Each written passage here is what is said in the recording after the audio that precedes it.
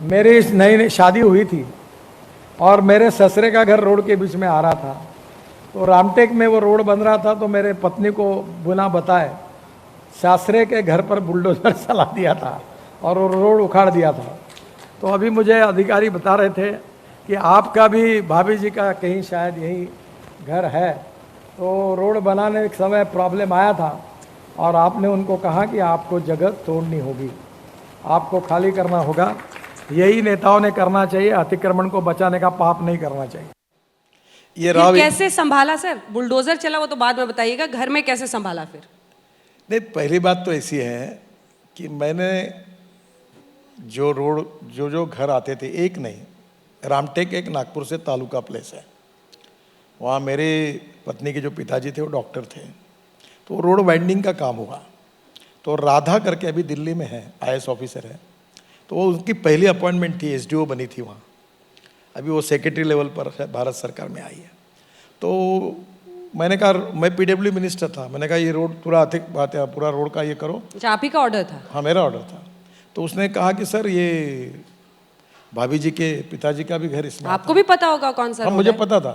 तो मैंने उनको कहा किसका घर आता है ये मैं नहीं पूछ रहा हूँ, चुने की रेश का डालो, भाजपा हो, कांग्रेस हो, सेना हो, कोई भी हो, किसी का भी घर हो, तोड़वा दो, लगाओ बुलडोजर और रोड का काम तुरंत करो।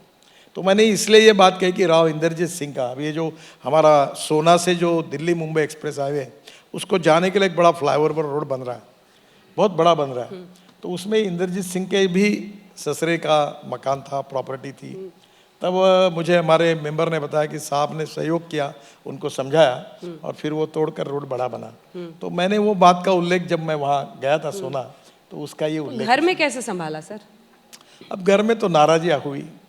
उसने मुझे कहा कि आपको तोड़ना ही था तो हमें बताना था, हम पहले ही गिरा देते, बिना बताए आपने बुलडोजर बेच के क्यों तोड़वाया? तो नाराज तो।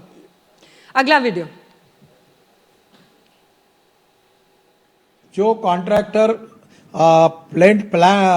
प्लांटेशन नहीं करते उसको E-टैग कराइए, उसका ड्रोन से शूटिंग कराइए, उसका रिकॉर्ड मेंटेन करिए और कोई कॉन्ट्रैक्टर को एक पैसा मत दीजिए, उसके सब बिल रोक दीजिए।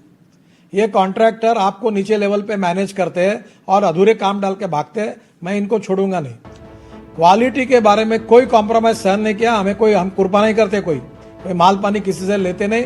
क्वालिटी के बारे में खबरदार अगर कोई बात मेरे ध्यान में आती है तो मैं अधिकारियों को भी उसकी सजा भुगतनी पड़ेगी और कॉन्ट्रैक्टर की पड़ेगी, ये भी बात ध्यान। गडकरी जी को गुस्सा क्यों आता है? आजकल कई बार देखते हैं, कभी कभी बाप हमेशा ऐसे हंसते रहते हैं, कभी कभी गुस्से में आ जाते हैं, क्यों गुस्सा आया? ये गुस्सा नहीं है, आपको भी आएगा।